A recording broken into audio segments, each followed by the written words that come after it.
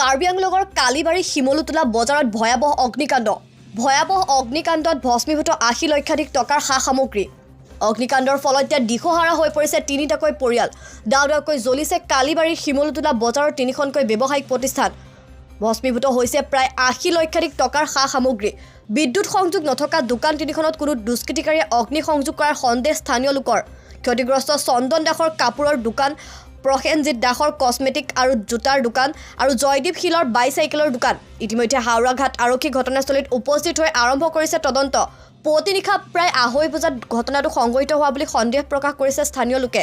পুৱতি নিশা ঘটনাটোৰ পাছতে চৌদিশে হোৱা দোৱা পৰিস্থিতিৰ সৃষ্টি হয়। স্থানীয় লোকে জুই নুমুৱাৰ চেষ্টা কৰাৰ লগতে হাওৰাঘাটৰ পৰা অহা অগ্নি নিৰ্বাপক বাহিনীৰ বাহনেও জুই অধিক বিয়পি পৰাৰ পৰা ৰক্ষা কৰে।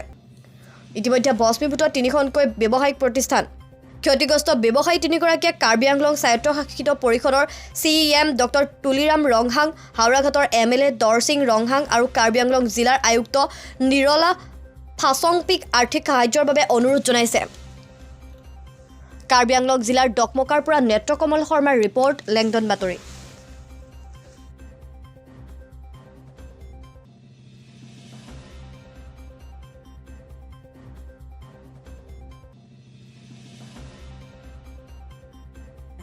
যোৱাকালি ৰাতি আমি যেতিয়া খবৰ পাইছিলোঁ তেতিয়া ৩:১০ মান হৈছিলে। মোৰ ভাইটিয়ে মোক মাতিছে, দাদা এনেকুৱা বজাৰত কিবা এটা হাল্লা শুনি আছোঁ, কি হৈছে? তেতিয়া দৌৰি ওলাইছোঁ, দেখিছোঁ যে ইয়াতে পূৰা পোহৰ হৈ আছে। তেতিয়া আমি ইয়াতে আহিছোঁ, তেতিয়া ৩:১৫ মান হ'ল। দেখিছোঁ আৰু আমাৰ এই ইয়াতে তিনিখন দোকান সম্পূৰ্ণৰূপে জুইত ভস্মীভূত হৈ গ'ল। আমি দোকানত খালি শ্বাটাৰটো খুলিছোঁহে, ভিতৰত সোমাবলৈ আৰু সাহস নাই। মোৰ নাম শ্ৰী চন্দন দাস, লগতে মোৰ ভাইটি হয় প্ৰসেনজিৎ দাস, তেখেতে মোৰ খুৰা জয়দেৱ চিল। মোৰ কাপোৰ দোকান আছিলে। নিয়াৰ এবাউট মোৰ 30 লাখৰ ওপৰত মোৰ নিজৰ মালেই আছে আৰু আমাৰ ফাৰ্নিচাৰ ছেটটো আছে। ভাইটিৰো তেনেকৈ, ভাইটি কছমেটিক লগতে শ্বু হয়, তেখেতৰো এনেকৈ 30+ হ'বই। আমাৰ মানে কালিবাৰী বজাৰত আমাৰ দুখনে ডাঙৰ দোকান হয় আৰু দোকানটো আমি বহুত পৰিশ্ৰমেৰে আজি 10 বছৰ পিছতে আমি এইটো পৰ্যায়লৈ আহিছোঁ। বিজনেছ কৰি আমি যেন তেন খাই আছিলোঁ, কিন্তু যোৱাকালি ইমান এটা আমাৰ জীৱনলৈ ধুমুহা আহিছে যে আমাৰ সম্পূৰ্ণ জীৱনটো ধ্বংস হৈ গ'ল আৰু একৰকম। আমি একো বুজাবই পৰা নাই। আমাৰ দোকানখনেই আছিলে, দোকানৰ পৰা আমি খাই বৈ আছিলোঁ, জীৱিকা নিৰ্বাহ কৰি আছিলোঁ, কিন্তু আমাৰ জীৱনত মানে চৰম ধুমুহা নামি আহিছে যে আমি এতিয়া কি কৰিম কি নকৰিম তেনেকৈ হৈ আছোঁ। গতিকে এইটো হ'ল উত্তৰ বৰবিল শিমলুতলা বজাৰ, কাৰ্বি আংলং ডিষ্ট্ৰিক্টৰ হাওৰাঘাট থানাৰ অন্তৰ্গত। আমি কাৰ্বি আংলং স্বায়ত্তশাসিত পৰিষদৰ সন্মানীয় CM ডাঙৰীয়া ডক্টৰ তুলিৰাম ৰংহাং ছাৰক অনুৰোধ কৰিছোঁ যে আমাক এই তিনি দুৰ্ভগীয়াক আমাক অলপ আৰ্থিকভাৱে সকাহ দিয়ক, যে আমি যাতে পুনৰবাৰ আমি বিজনেছ ষ্টাৰ্ট কৰিব পাৰোঁ, আমি আমাৰ পৰিয়াল পোহ দিব পাৰোঁ। আৰু লগতে আমাৰ আচৰিত বিষয় যে আমাৰ দুইখন দোকান আমি সম্পূৰ্ণৰূপে বিদ্যুতৰ পৰা বঞ্চিত। তাৰ মানে হ'ল আমি চ'লাৰ পেনেলৰ লগত দোকান কৰি আছোঁ। আমি 10 বছৰৰ পৰা আমি নিজে চ'লাৰ কিনিছোঁ আৰু বেটাৰী চাৰ্জ হয় দিনতে। আমি ৰাতি দোকান কৰোঁ, আকৌ যেতিয়া আমি দোকান বন্ধ কৰোঁ লগে লগে আমি ইনভাৰ্টাৰ অফ কৰি আমি ঘৰলৈ যাওঁ। কাৰেণ্ট টোটেলি আমাৰ কাৰেণ্ট সংযোগ নাই।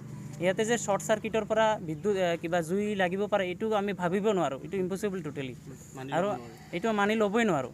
তাৰপিছত হ'ল যোৱাকালি মোৰ দোকানত কাষ্টমাৰ আছিলে, মই সন্ধিয়া যোনটো চাকি বাতি দিব লাগে সেইটোও মই দিয়া নাই, দেৰি হৈ গ'ল, মই গুচি গ'লোঁ।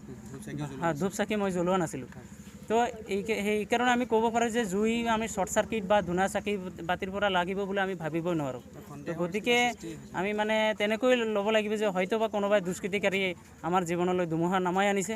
তো গতিকে আমি ভগৱানৰ ওচৰত প্ৰাৰ্থনা কৰিছোঁ যে কেতিয়াও মানুহৰ লগত যদি তেনেকৈ কৰিছে, আমিতো ক'ব নোৱাৰোঁ ডাঠিকে, যদি কৰিছে এইটো চৰম অন্যায় হৈছে আৰু এইটো হ'ব নালাগে। এতিয়া আমাৰ কিমান টকাৰ লক্ষাধিক টকাৰ সৰ্বমুঠ মানে আমি তিনিটা দোকানলৈ টোটেল 30-60 আৰু তেখেতৰ 1.5 মানে 1.5 লাখ টকা এনেকৈ আমাৰ খালি এইটো মালহে গ'ল।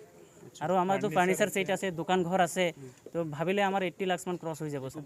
আমি একো সোমাবই নোৱাৰিলোঁ দোকানত। আমি খালি আহি কিনে আমি চাই আছোঁ যে অগ্নি নিৰ্বাপক বাহিনী আহিছে, তেওঁলোকে 17-18 মিনিটত আহিছে বাৰু, তেওঁলোকতো সময় লাগিব, আহি তেওঁলোকে জুইটো নমাবলৈ সক্ষম হৈছে, কিন্তু তেতিয়ালৈকে টোটেলি আৰু আমাৰ নাই, বাকী থকা নাই।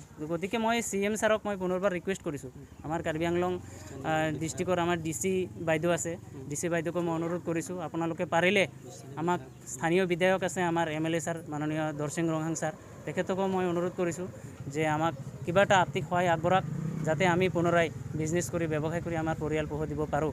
আৰু লগতে মই নিউজ চেনেলকো ধন্যবাদ কৰিছোঁ পাৰিলে আপোনালোকৰ মাধ্যমতো এই বিষয়ত অলপ যোগাযোগ কৰিব যাতে আমি পুনৰাই জীয়াই থাকিবলৈ সক্ষম হওঁ ধন্যবাদ ছাৰ